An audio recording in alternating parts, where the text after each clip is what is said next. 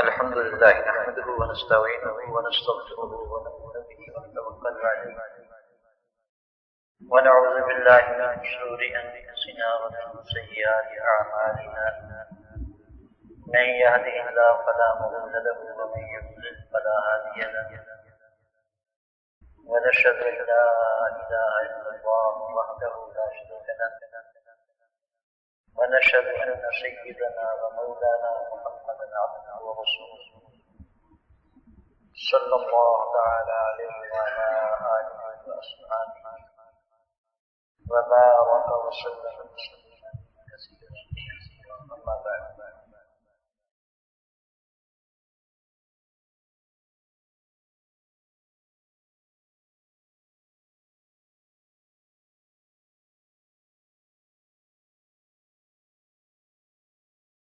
حق تعالی شان نے حضرت صلی اللہ علیہ وسلم کے واسطے سے آپ کے ذریعے سے جو دین ہمیں عطا فرمایا ہے اس کا نام دین اسلام. ان الدین عند اللہ الاسلام، بے شک دین اللہ کے نزدیک صرف اسلام ہے، باقی دینوں کو دین کہنا ہی غلط ہے.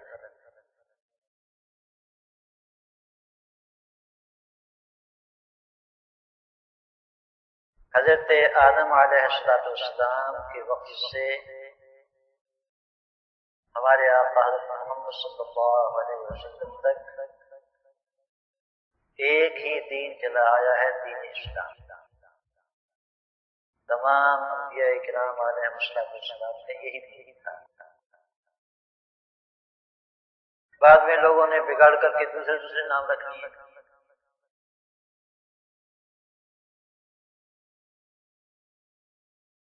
اس دین کی حفاظت کا حق تعالی شان نے وعدہ بھی فرمایا کہ قیامت تک اس کو رکھیں گے ٹھیک اصل تر و تازہ حالت. گویا آج یہ دین اللہ کی جانب سے نازل ہوا ہے، اس طرح تر و تازہ ہے. اس کا ایک ایک مسئلہ، ایک ایک جزیہ، ایک ایک رکن، ایک ایک شرط ٹھیک منعن اسی طرح محفوظ ہے جس طرح کہ رسول اللہ صلی اللہ علیہ وسلم پر نازل ہے. تو ایک تو اللہ نے اس کے محفوظ رکھنے کا وعدہ فرمایا، دوسرے اللہ تعالیٰ نے اس کی حفاظت کا انتظام بھی فرمایا. حضرت صلی اللہ علیہ وسلم کا ارشاد گرامی ہے جو بہت سے صحابہ کرام رضوان اللہ علیہم اجمعین سے مروی ہے. میں نے ایک دفعہ اس کے طرق کو جمع کیا تھا کہ 10-15 صحابہ نکلے جن سے یہ ارشاد مروی ہے: لا تزال طائفة من امتی ظاہرین علی الحق، میری امت کی ایک جماعت حق پر قائم رہے گی قیامت. لا یضرهم من خالفهم ولا خذلهم، کوئی شخص ان کی مخالفت کرے یا ان کی مدد سے ہاتھ کھینچ لے تو ان کو نقصان نہیں دے گا، پرواہ نہیں. حتی یأتی امر اللہ، یہاں تک کہ اللہ کا وعدہ آ جائے گا. اور ایک روایت میں وینزل عیسی ابن مریم، یہاں تک کہ عیسیٰ علیہ السلام نازل ہو جائے گا. ان کے بعد پھر قیامت ہے.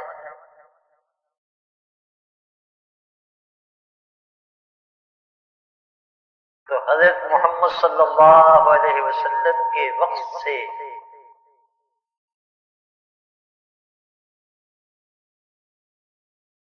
ہمارے امام اعظم ابو حنیفہ رحمہ اللہ تعالی کرے کہ ہماری اس زندگی پر اللہ تعالی کو پیار آ جائے. اللہ تعالیٰ نے فرمایا کہ تم کیا کرو گے، ہم تمہیں ایک نمونہ دے دیتے ہیں، اور وہ کائنات کی سب سے کامل ترین ہستی حضرت محمد رسول اللہ صلی اللہ علیہ وسلم، ان کو ہمارے سامنے کھڑا کر دیا اللہ تعالیٰ نے، ایسے بن کے دکھاؤ، چلو موجود، تمہیں قد و کاوش کی ضرورت نہیں ہے، تلاش کرنے کی ضرورت نہیں ہے، اپنی زندگی کے ناک نقش محمد رسول اللہ صلی اللہ علیہ وسلم کی سیرت کے سنجے میں ڈال دو، بس خلاص تمہارا کام بن گیا۔ www.shaheedislam.com یہودی دعویٰ کرتے تھے کہ ہمیں اللہ سے محبت ہے،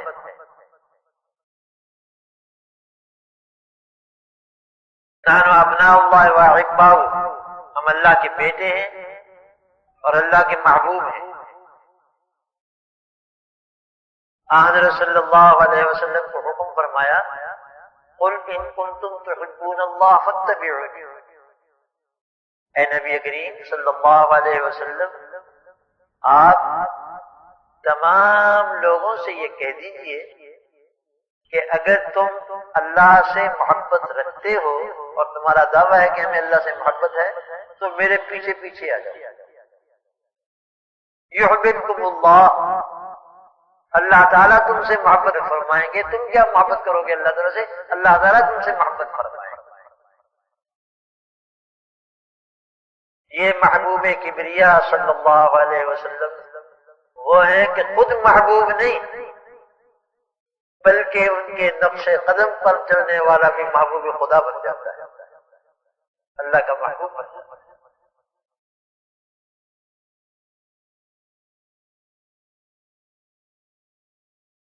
اس ذات عالی کا کیا کہنا، کیا کہنا۔ درمیان میں ایک بات آ گئی لطیفے کے طور پر،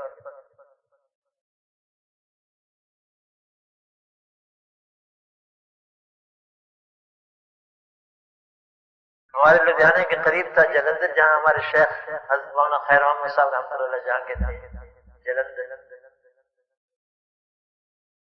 وہاں بریلویوں کو بہت ذوق تھا۔ ایک زمانے میں وہاں کوئی دیوبندی تقریر نہیں کر سکتا،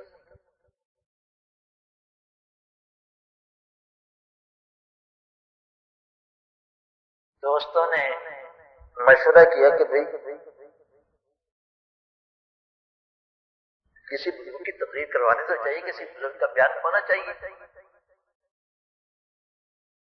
وہاں ایک دیوان صاحب تھے، دیوان صاحب، ان سے مشورہ کیا، ان کا بہت بڑا احاطہ تھا، وہ بڑے آدمی تھے، اور ان کو کہا کہ مولانا شبیر احمد عثمانی بہت بڑے متکلم ہیں اور تقریر کے بادشاہ ہیں، ایک دفعہ بلا کر کے ان کی تقریر کروائی، دیکھے تو صحیح، وہ بھی کوئی بریلوی ٹائپ کے آدمی، وہ مان گئے۔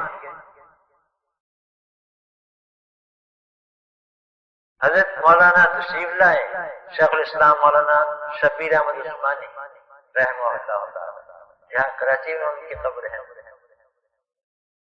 پاکستان کے بانیوں میں سے تشریف لائے، یہ تقسیم سے پہلے کا قصہ ہے۔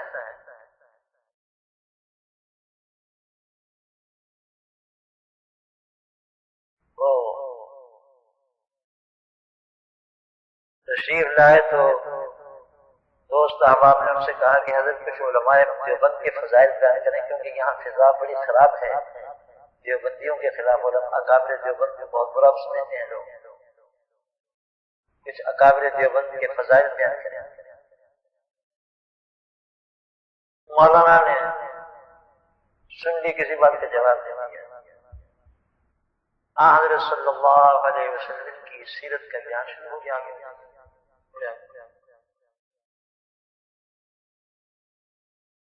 سیرت کا بیان شروع ہو گیا۔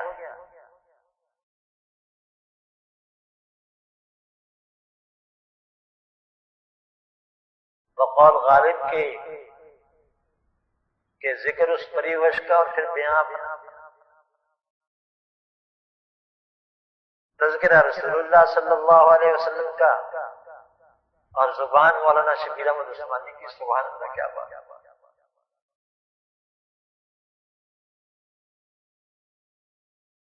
سیرت طیبہ بیان کر رہے تھے، لوگ ایسے مسحور کے عشش کر رہے ہیں، چلتے چلتے ایک فقرہ فرما دیا کہ اس نبی کی کیا شان ہے، www.shahideislam.com اس نبی کی کیا شان ہے جس نبی کی امت کے کافر شبیر احمد عثمانی جیسے ہو، جس نبی کی امت کے کافر شبیر احمد عثمانی جیسے ہوں، اس نبی کی امت کے مومن کیسے ہوں گے اور وہ خود نبی کیسا ہوگا؟ بس یہی ایک فقرہ پورا کافی ہوگا۔ یہ بھی کافر ہے۔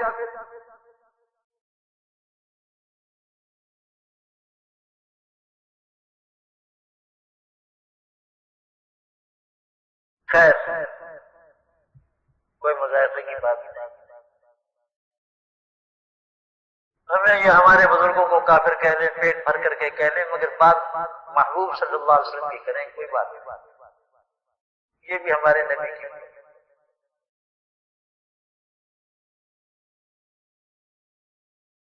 میں نے یہ قصہ آپ حضرات کو کئی دفعہ سنایا ہے۔ شاہ ولی اللہ محدث دہلوی رحمہ اللہ تعالیٰ فرماتے ہیں کہ ان کے شیخ طاہر مکی، ان کی کسی بزرگ کے ساتھ مخالفت تھی،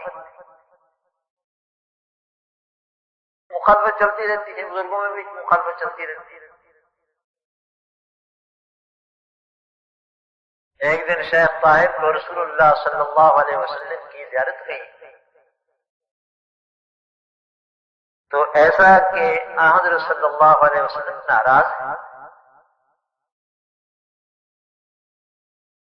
انہوں نے ہاتھ جوڑ کر کہا کہ یا رسول اللہ، اگر مجھے معلوم ہو جائے کہ حضور کیوں ناراض ہیں تو کم از کم میں اپنی غلطی کی اصلاح کرنا۔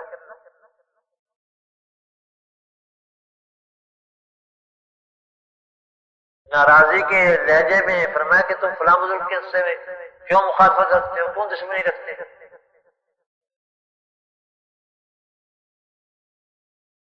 یہ جو دوسرا بزرگ تھا جس سے یہ دشمنی کرتے تھے، وہ ایک مرحوم بزرگ کو گالیاں دیا کرتا، جیسے یہ ہمارے بریلوی بھائی مولانا اشرف علی تھانوی کو، مولانا محمد قاسم نانوتوی کو، مولانا رشید احمد گنگوہی کو، اور ہمارے دوسرے اکابر گالی دیا کرتے، پورا بلا کہا کرتے، کہتے سب سے بڑے کافر ہیں۔ شیخ الاسلام مولانا سید حسین احمد مدنی فرماتے ہیں کہ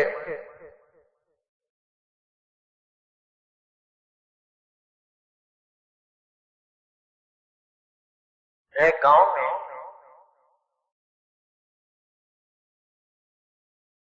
لالے کی دکان تھی، مسجد کے میاں جی سے اس کا تنازع ہو گیا۔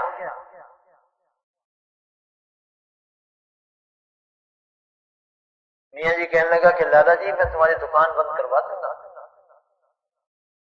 جاوے دکان بند کروا دوں گا، 2 پیسے کا موجود کرنے کا۔ اچھا پھر دیکھ رہے تھے، مسجد میں گیا، جا کر کے جو نماز جمع ہوئے تو کہا کہ گئی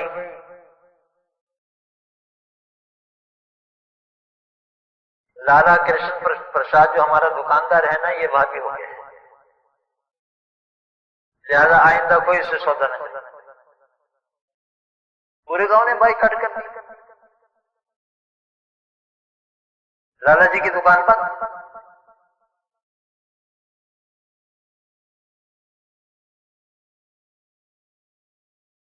6-7 دن کے بعد لالا جی کو ہوش آیا کہ یہ تو مولوی صاحب کام کر گئے۔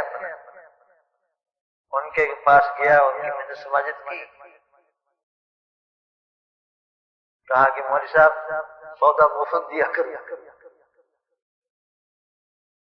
سودا مفت دیا کرو لیکن خدا کے لیے یہ بندش توڑ دو، کوئی بات نہیں، ابھی ٹھیک ہو جائے گا۔ مسجد میں گئے تو اعلان کر دیا کہ بھئی رادا کرشن پرساد وہابیت سے طائب ہو گیا ہے، اس لیے اس کی دکان سے سودا خرید لگے۔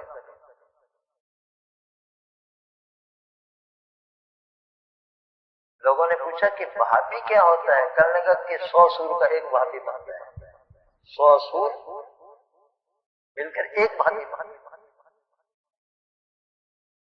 100 کافروں کا ایک وہابی۔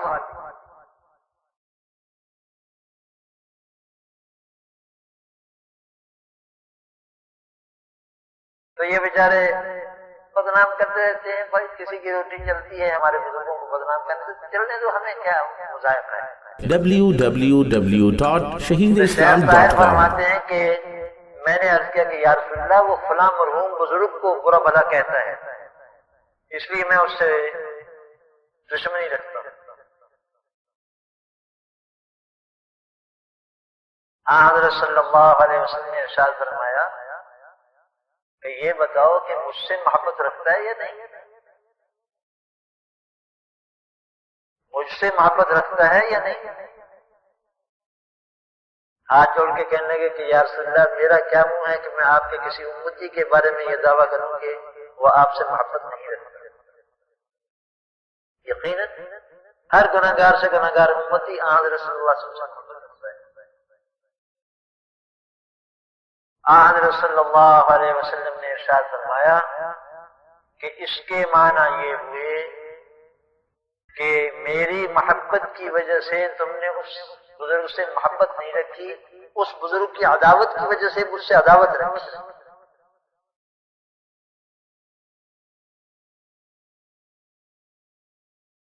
کہا کہ یا رسول اللہ میں توبہ کروں۔ صبح ہوئی، ایک طباق میں دراہم رکھے، روپے رکھے، پرانے زمانے کے روپے ہوتے تھے، اور اس پر ایک جوڑا رکھا اور خود سر پر اٹھا کر کے اس بزرگ کے پھنس گیا۔ اس نے آگے مذاق اڑایا کہ کیوں آج کیسے آنا ہو گیا؟ کہنے لگا جی توبہ کرنے کے لیے آیا ہوں، میں آپ سے دشمنی رکھتا تھا لیکن یہ ہدیہ لے کر آیا ہوں اور آج سے دشمنی ختم، دوستی قائم۔ کہ کیا بات ہوئی؟ انہوں نے اپنا خواب ذکر کیا اور رسول اللہ صلی اللہ علیہ وسلم کی بشارت ذکر کی۔ وہ بزرگ بھی سن کر عقیدہ ہو گئے، فرمان لگے آج سے میں توبہ کرتا ہوں کہ اس بزرگ کو برا بلا نہیں بنا۔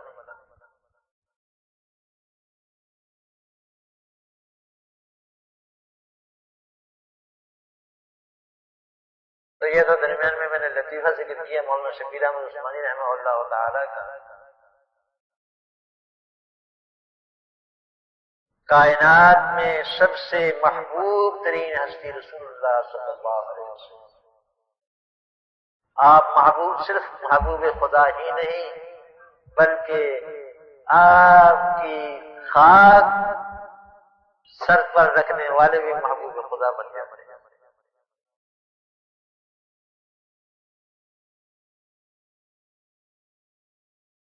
اور یا اللہ آپ کے جوتے کی نوک سے پیدا ہوتے ہیں۔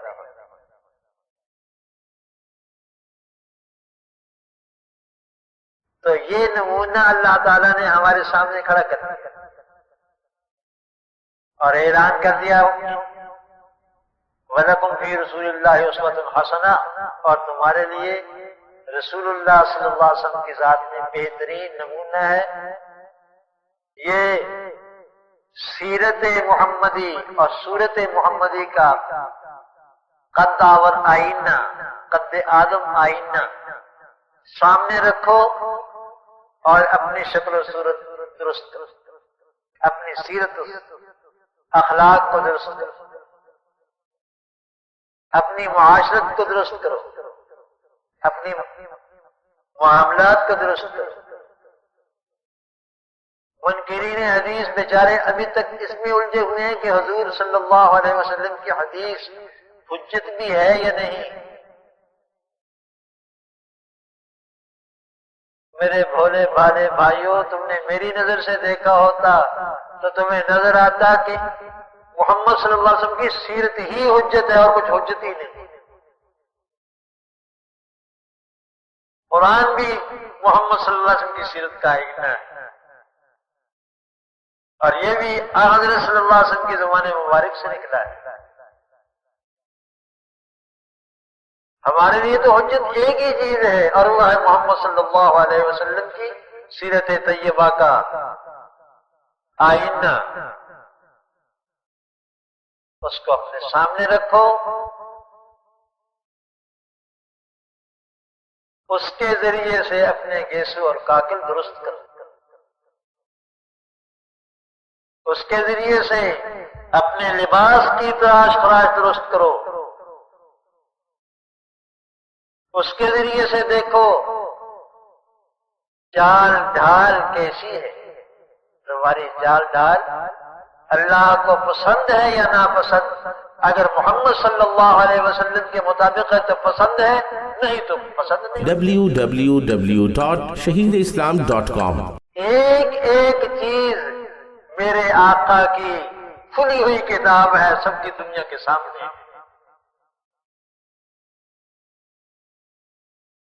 دیکھنے والے دیکھ سکتے ہیں، دن کی روشنی میں دیکھ سکتے ہیں، رات کی تاریکی نہیں ہے یہاں۔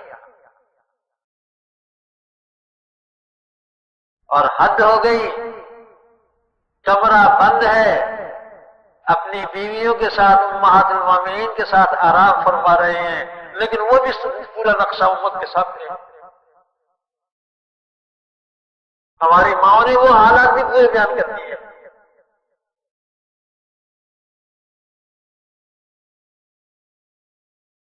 کوئی مولوی، کوئی عابد، کوئی زاہد، اس کی یہ پرائیویٹ زندگی جس کو کہتے ہیں نجی زندگی، اس کی ہوا کسی کو نہیں لگتی۔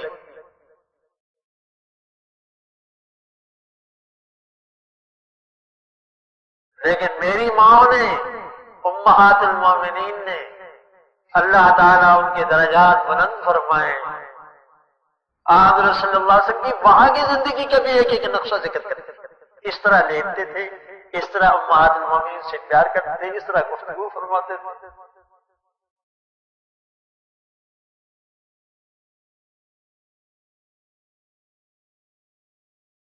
ما رأيت منه ولا رأى مني قط۔ ام المومنین عائشہ صدیقہ فرماتے ہیں، اللہ کی قسم پوری ازدواجی زندگی میں حضرت صلی اللہ علیہ وسلم نے کبھی میرا صدر نہیں دیکھا، میں نے آپ کا نہیں دیکھا۔ کوئی معیار سا معیار ہے۔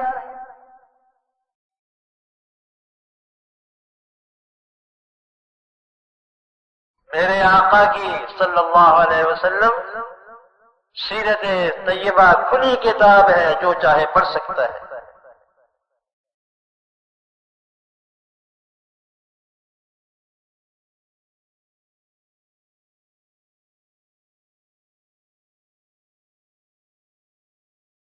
امتیوں کا کام صرف اتنا ہے کہ اپنے نبی کا صلی اللہ علیہ وسلم قد آدم آئینہ ہمیشہ سامنے رکھا جائے۔ تمہیں کامل مکمل انسان کی جھلکتی ہوئی شکل و صورت، سیرت و اخلاق سامنے نظر آئے۔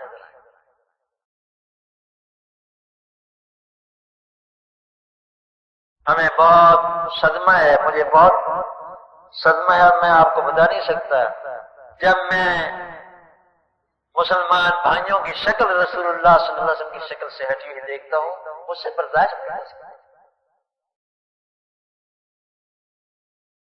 تو محمد صلی اللہ علیہ وسلم کی امتی،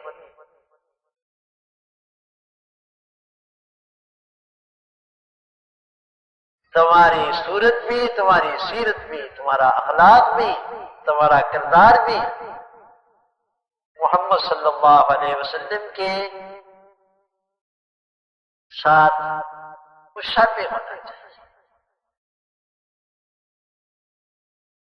صحابہ کرام رضوان اللہ علیہم اجمعین انہوں نے کتابیں نہیں پڑھی تھی، ان کے سامنے کتب خانے نہیں تھے،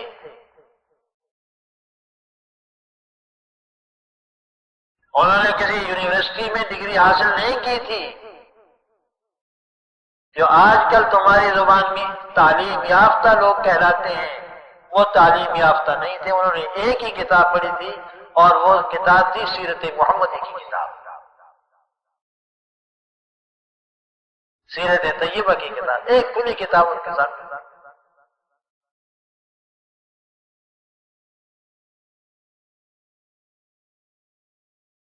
ڈاکٹر فضل الرحمان بدبخت نے مر گیا، تبیس ایوب خان کے زمانے میں لکھا تھا کہ رسول اللہ صلی اللہ علیہ وسلم نے قانون بنایا ہی نہیں، آپ کو اتنی فرصت ہی کہا تھی کہ آپ قانون بناتے، 10 سال کی تو کل عمر تھی مدینہ آنے کے بعد۔ میں نے اس کے جواب میں لکھا، چھپا ہوا موجود ہے، میں نے کہا تجھے معلوم ہی نہیں کہ نبی قانون کیسے بنایا کرتے ہیں؟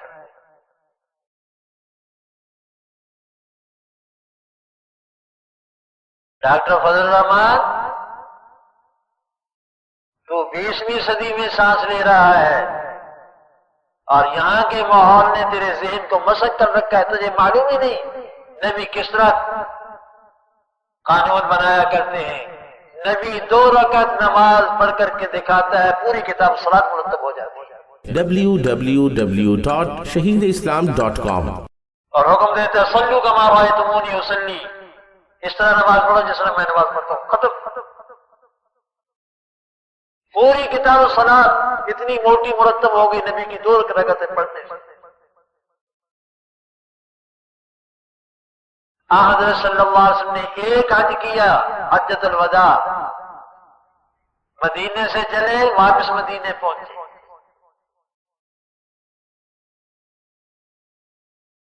4 تاریخ کی صبح کو مکہ مکرمہ پہنچے تھے اور 14 تاریخ کی صبح کو وہاں سے چل پڑے۔ پوری کتاب الحج مرتب ہوگی اتنی موٹی، حضرت صلی اللہ علیہ وسلم کے ایک حج کرنے سے۔ حضرت صلی اللہ علیہ وسلم نے جہاد کیے، اس کے بارے میں ہدایات دی، پوری کتاب الجہاد اور کتاب السیر مرتب ہو گئی۔ حضرت صلی اللہ علیہ وسلم بازار تشریف لے گئے، لوگوں کو ہدایات دی کہ اس طرح خرید و فروخت کیا کرو، پوری کتاب البیع مرتب ہو گئی۔ نبی اس طرح قانون سازی کیا کرتے ہیں۔ یہ تمہاری پارلیمنٹ ہے اور تمہاری اسمبلی ہے جو قوم کی گردن پر مفت کا بوجھ ہے، تم ان پر قیاس کرتے ہو نبی کو؟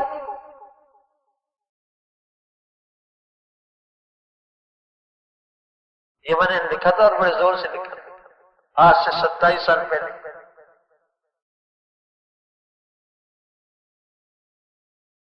لا الہ الا اللہ۔ تو دین کا تیسرا حصہ بھائی اخلاق نبوت ہے، اخلاق محمدی۔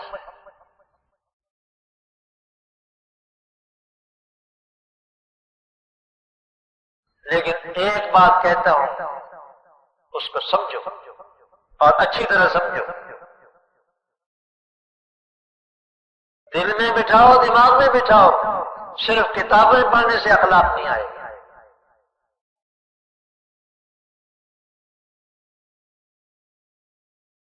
صرف کتابیں اخلاق کی پڑھنے سے، مخزن اخلاق پڑھنے سے نہیں ہے کہ ایک موٹی کتاب ہے مخزن اخلاق، ہمارے لدھیانے کے مولانا رحمت اللہ صاحب تھے، انہوں نے لکھی، بڑی چلی، 60 سے زیادہ ایڈیشن اس کے چھپ چکے ہیں، بہت عمدہ کتاب ہے۔ لیکن اخلاق پڑھنے سے، اخلاق کی کتابیں پڑھنے سے اخلاق نہیں آئے گا۔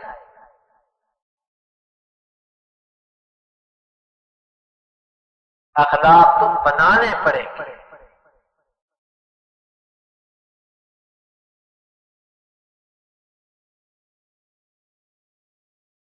اور چوتھا شعبہ ہمارا معاشرت ہے۔ ہمارے دین کا چوتھا شعبہ معاشرت ہے. معاشرت کے معنی اور رعایا کو اپنے راعی کے ساتھ، اپنے www.shahideislam.com حاکم کے ساتھ کیا معاملہ کرنا چاہیے. اسی میں جرائم اور تعزیرات اور سیاست، یہ ساری چیزیں اس کے ذیل میں آتی ہیں. وہ تمام چیزیں جن کا تعلق حکومت سے ہے، یہ بھی ہمارے دین کا ایک شعبہ ہے.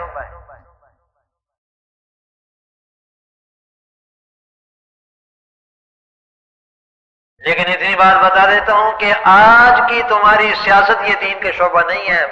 غلطی نہ کرنا.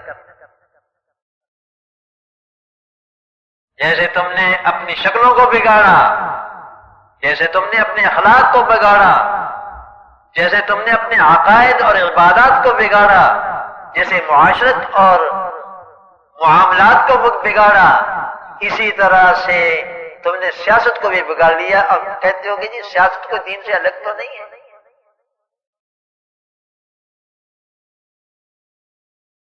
جی ہاں، میں بھی کہتا ہوں سیاست دین سے الگ نہیں، دین کا شعبہ ہے. لیکن کون سی سیاست؟ یہ سیاست جس کا مغرب موجد ہے، یہ پارلیمانی سیاست. میں نے بینات میں ایک دفعہ اداریہ لکھا تھا اور وہ رسالے کی شکل میں بھی چھپ چکا ہے. دور جدید کا صنم اکبر، سب سے بڑا بت، جمہوریت. دور جدید کا صنم اکبر، سب سے بڑا بت جس کی پرستش کر رہے ہیں. جمہوریت کو نقصان پہنچ جائے گا. جمہوریت خدا کی طرف سے نازل ہوئی ہے، یہ منزل من اللہ ہے، صحیفہ آسمانی ہے. اور کس جمہوریت کی بات کرتے ہو؟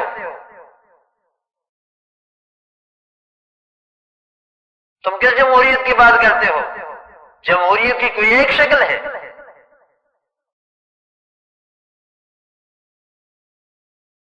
بلکہ برطانیہ والی جمہوریت چاہیے یا امریکہ کے لندن والی جمہوریت چاہیے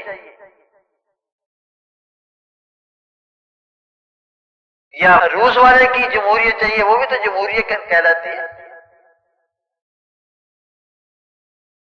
جمہوریت کی کوئی ایک شکل آج تک تم متعین کر سکے ہو؟ ہم سے کہا کرتے ہیں کہ مولوی لڑتے ہیں، اختلاف کرتے ہیں. تم نہیں لڑتے. جمہوریت جمہوریت کا ڈنڈورا پیٹ رہے ہو. تمہیں یہ معلوم بھی ہے کہ جمہوریت ہے کیا چیز اور اس کی متعین شکل کیا ہے؟ خیر، یہ تو میں نے ایسے بیچ میں کہہ دی بات. کہتے ہیں کہ سیاست بھی ہمارے دین کا ایک شعبہ ہے. میں مانتا ہوں شعبہ ہے، میں خود بتا رہا ہوں سیاست بھی ہمارے دین کا ایک شعبہ ہے. لیکن محمدی سیاست،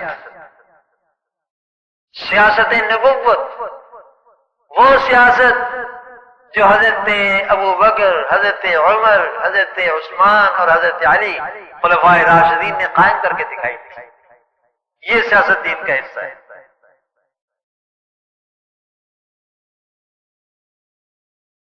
تو جب یہ بات معلوم ہو گئی کہ ہمارے دین کے 5 شعبے ہیں، بھائی کامل دین اس وقت آئے گا، کامل دین اس وقت آئے گا جبکہ یہ 5 شعبے صحیح ہوں گے.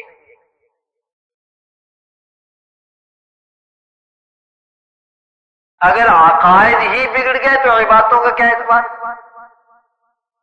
پہلے عقائد درست ہوں گے، اس پر عبادتیں پھوٹیں گی،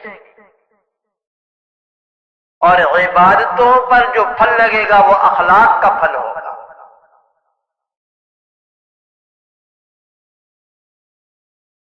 اخلاق صحیح ہوں گے تو اس سے معاشرت صحیح قائم ہوگی،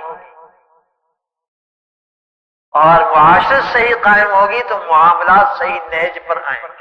www.shahideislam.com آج کی لوٹا گریسی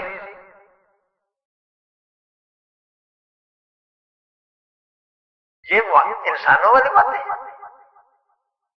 کیوں؟ یہ ایسا کیوں ہوا؟ تم نے اپنے نمائندے ایسے بنا دیے، ایسے لوگوں کو اپنا نمائندہ چنا جن کا نہ دین ہے، نہ ایمان ہے، نہ عبادات ہے، نہ ان کا اخلاق ہے، نہ ان کی صحیح معاشرت ہے، وہ بیچارے معاملات کیا کریں گے؟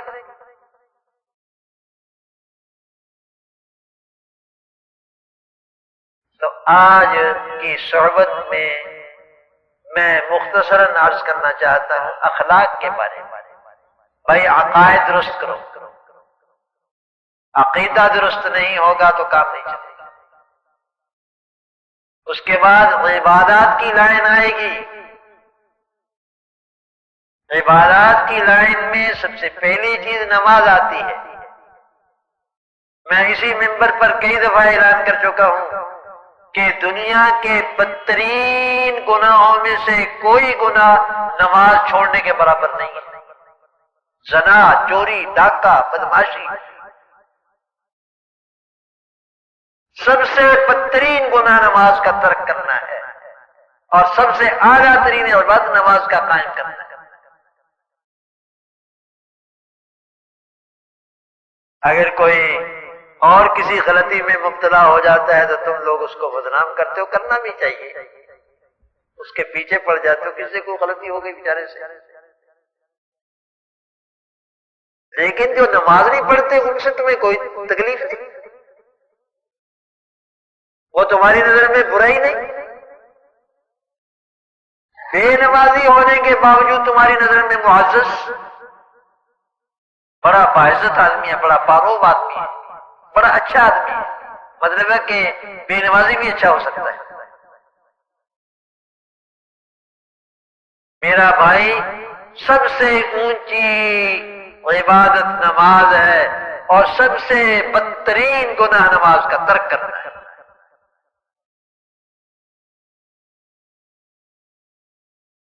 عبادات کی لائن پر آؤ، اس کو سیکھو۔ عبادت کرو گے تو بندے بنو گے، یہ عبادت عبد سے ہے، عبدیت سے ہے۔ عبادتیں آئیں گی تو عبدیت آئے گی، بندگی آئے گی، تمہارا اللہ تعالیٰ کے ساتھ معاملہ صحیح درست ہوگا۔ میاں بیوی کا ایک رشتہ ہوتا ہے، باپ بیٹے کا ایک رشتہ ہوتا ہے، ماں بیٹی کا ایک رشتہ ہوتا ہے، بھائی بھائی کا ایک رشتہ ہوتا ہے، دوست دوست کا ایک رشتہ ہوتا ہے۔ تمہارا بھی اللہ تعالیٰ کے ساتھ کوئی رشتہ ہے یا نہیں؟ اور وہ رشتہ نسبی نہیں ہے، یہی رشتہ عبدیت ہے۔ وہ معبود برحق ہے اور ہم اس کے عاجز ناتوان بندے ہیں۔ اس نے اپنی بندگی کا مظاہرہ کرنے کے لیے ہماری طرف سے اللہ کی بندگی ہو، ہماری عبدیت کا مظاہرہ کرنے کے لیے یہ عبادت، چند عبادات گنی چنی، نماز ہے، روزہ ہے، حج ہے، زکات ہے، اور چند عبادتیں ہیں، یہ مقرر کر دی اور ایک میدان بنا دیا کہ اس عبادت میں، اس میدان میں جتنا قدم آگے بڑھاؤ گے اتنے ہمارے بندے بنو گے۔ اور اس کے بعد پھر اخلاق آئے گا، مسلمانوں والے اخلاق ہوں، کافروں والے اخلاق۔ المسلم من سلم المسلمون من لسانه ویدیہ، مسلمان وہ ہے کہ مسلمان اس کی زبان سے اور اس کے ہاتھ سے محفوظ۔ ایک مسلمان دوسرے مسلمان سے ملتا ہے تو کیا کہتا ہے؟ السلام علیکم۔ ایک مسلمان دوسرے مسلمان سے ملتا ہے، کہتا ہے السلام علیکم، اور جواب میں وہ کہتا ہے وعلیکم السلام۔ السلام علیکم، سلامتی ہو تم پر، اور وہ جواب میں کہتا ہے اور تم پر بھی سلامتی۔ سلامتی کے معنی ہے کہ کوئی کسی قسم کا گزند، کسی قسم کی کوئی تکلیف، کسی قسم کا کوئی خطرہ تمہیں نہ پہنچے، یہ معنی سلامتی کی۔ اللہ تعالیٰ سلامتی عطا فرمائے، ہم سب کو سلامتی عطا فرمائے۔ ایک مسلمان جب دوسرے مسلمان سے ملتا ہے تو میرا بھائی السلام علیکم کہتا ہے، ہماری شریعت نے تعلیم دی ہے۔ یہ گویا پہلا الارم ہے اس بات کا کہ ایک مسلمان دوسرے مسلمان کے لیے سراپا سلامتی، اس مسلمان کے زبان سے اور ہاتھ سے کسی بھی حصے سے، کسی بھی ذریعے سے دوسرے مسلمان کو کوئی گزر، کوئی نقصان، کوئی تکلیف نہیں پہنچے گی۔ وعدہ ہو گیا۔ اور وہ جواب میں کہتا ہے وعلیکم السلام۔ www.shaheedislam.com اسی لیے اس کو نشان محبت فرمایا۔ والذی نفسی بیدہ لا تدخلون الجنۃ حتی تحابوا، اللہ کی قسم تم جنت میں نہیں داخل ہوگے یہاں تک کہ ایک دوسرے سے محبت کرنے لگو۔ افلا ادلکم علی شیء اذا فعلتموه تحاببتم، تمہیں ایک ایسی چیز بتا دوں کہ جب تم وہ کام کرنے لگو تو تم آپس میں محبت کرنے لگو۔ صحابہ نے کہا کہ یا رسول اللہ ضرور، فرمایا افشوا السلام بینکم، آپس میں سلام پھیلایا کرو، جتنا سلام زیادہ پھیلاؤ گے اتنی محبت بڑھے گی۔ ایک حدیث میں آتا ہے تحادوا،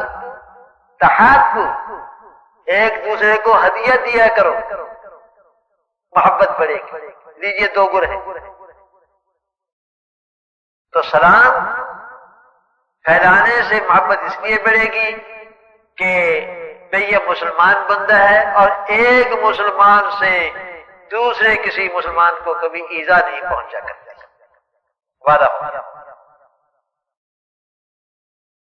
اور جب ہم ایک دوسرے سے ایذا پہنچاتے ہیں تو معلوم ہوا کہ مسلمانی کمزور ہے۔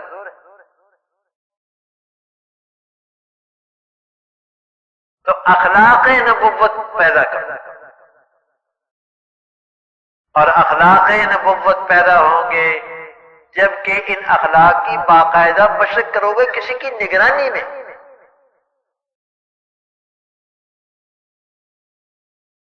جیسے کاتب کتابت سیکھتا ہے استاد کی نگرانی میں، وہ بتاتا ہے کہ اتنا خط کھینچو، اتنا اس حرف کو کھینچو، اتنا دائرہ ہونا چاہیے اور اتنا اس کو لمبا ہونا چاہیے، اصلاح دیتا ہے۔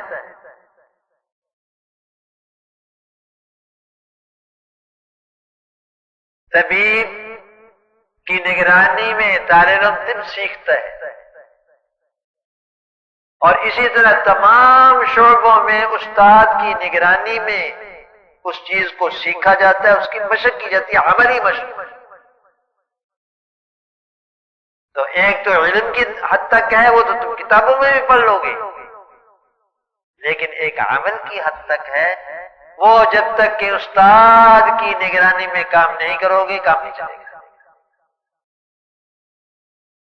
کون کون سے اخلاق ہیں جو ہمارے اندر آنے چاہیے، اس کی فہرست بناؤ۔ کون کون سے اخلاق ہیں جو ہمارے اندر نہیں ہونے چاہیے، ان کی فہرست بناؤ۔ پھر ایک ایک کے بارے میں اصلاح لو استاد۔ جب ان اخلاق رذیلہ کی اصلاح ہو جائے گی اور اخلاق حمیدہ پیدا ہو جائیں گے تو انشاءاللہ تعالی ہم بھی انسانوں کی سب میں شامل ہو جائیں گے۔ مولانا رومی رحمہ اللہ تعالی کا ایک نظم ہے، فرماتے ہیں کہ کل رات، فارسی کی نظم ہے، اس کا ترجمہ کر رہا ہوں۔ کل رات شیخ کے ہاتھ میں چراغ تھا اور کوئی چیز ڈھونڈ رہا تھا، میں نے پوچھا کیا ڈھونڈ رہے ہیں؟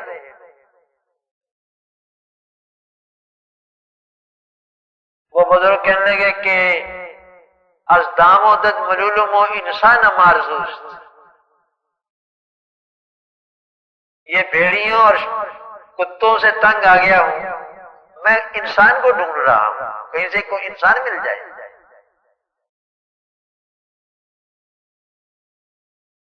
میں نے کہا کہ یافتہ نمی شبد، وہ تو ملتا نہیں، میں نے بھی ڈھونڈا ہے، انسان نہیں ملتا۔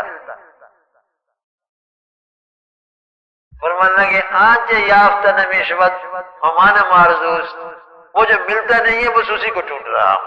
www.shaheedislam.com آج بھری دنیا میں انسانوں کی قلت پیدا ہو گئی، لوگوں کو انسانی آبادی کے بڑھنے سے شکایت ہے کہ جیومیٹری کے حساب سے بڑھ رہی ہے، 2 کے 4، 4 کے 8، 8 کے 16، اور مجھے اس پر شکایت ہے کہ انسان گم ہو رہا ہے، انسان نہیں ملتا۔ بس وقت بہت ہو گیا، اس پر ختم کرتا ہوں، باقی انشاءاللہ پھر سے در مکتب حقائق پیش ادیب عشق، ہاں اے فسر بکوش کے روزے پدر سے حقائق کے مکتب میں بیٹھ کر ادیب عشق کے سامنے برخوردار ذرا محنت کرو، پڑھو اس کو، سیکھو اور اس کی مشق کرو، ایک دن آئے گا کہ تم بھی باپ بن جاؤ گے، لیکن بیٹے نہیں بنے تو باپ کہاں سے بنو گے؟ جب ہمارے اندر انسانیت آئے گی تو انسانوں والے اخلاق و اعمال پیدا ہوں گے، معاشرت پیدا ہوگی، ایک فضا بنے گی۔ اب تو کتوں اور بھیڑیوں والی فضا بن رہی ہے، انسان کو کاٹ رہا ہے، انسان ہے ہی نہیں، انسان ہے کہ یہاں شر ہے، یہاں فساد ہے، یہاں فتنہ ہے، یہاں لڑائی ہے، یہاں دنگا ہے، یہاں فساد، لا حول ولا قوت الا باللہ۔ کیوں؟ وجہ کیا ہے؟ انسان نہیں۔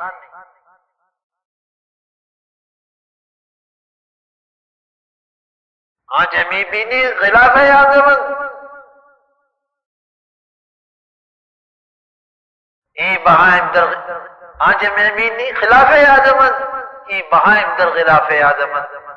یہ جو تمہیں نظر آ رہے ہیں چلتے پھرتے، یہ آدم نہیں ہے، آدمی نہیں ہے، آدمی کے خلاف ہیں، یہ آدمی کی کھال میں بھیڑیے پھر رہے ہیں۔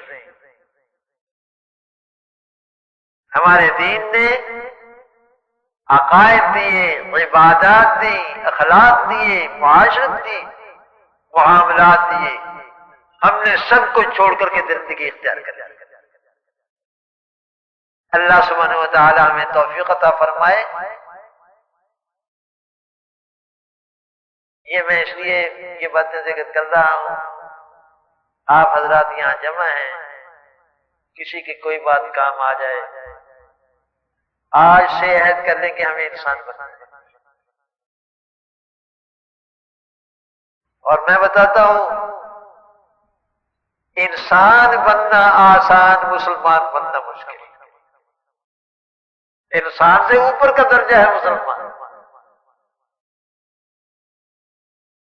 اور مسلمان کے معنی وہ میں بتا ہی چکا ہوں، مسلمان وہ ہے جو رسول اللہ صلی اللہ علیہ وسلم اپنے آقا و مولا صلی اللہ علیہ وسلم کی سیرت میں ڈھل گیا ہو، اس کی زندگی، اس کی رفتار، اس کی گفتار، اس کا چلنا پھرنا، اس کا اٹھنا بیٹھنا رسول اللہ صلی اللہ علیہ وسلم کی سیرت میں ڈل گیا۔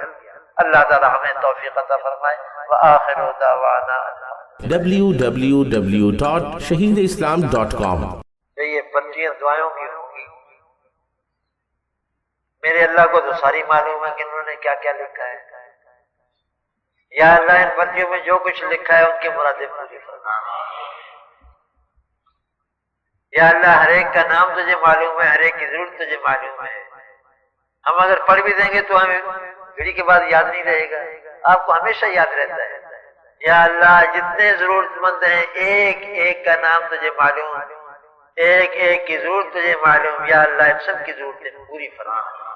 اور ان کے علاوہ باقی جتنے مسلمان ہیں یا اللہ ان کا بھی آپ کو علم ہے، ان کی ضرورتیں بھی معلوم ہیں، یا اللہ آپ اپنی رحمت سے ان کی وہ ضرورتیں پوری فرما۔ یہ ہمارے جد امجد کی دعا ہے۔ حضرت آدم علیہ السلام عرفات میں پہنچے تھے، حج کے لیے عرفات پہنچے،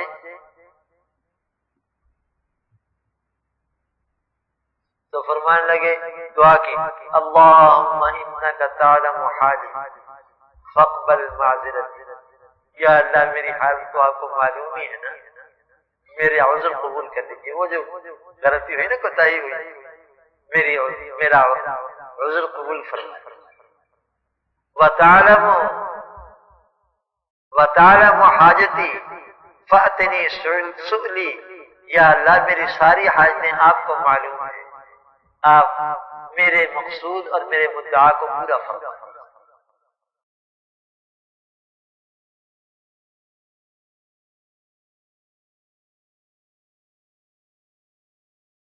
مقصد سے دعا کریں۔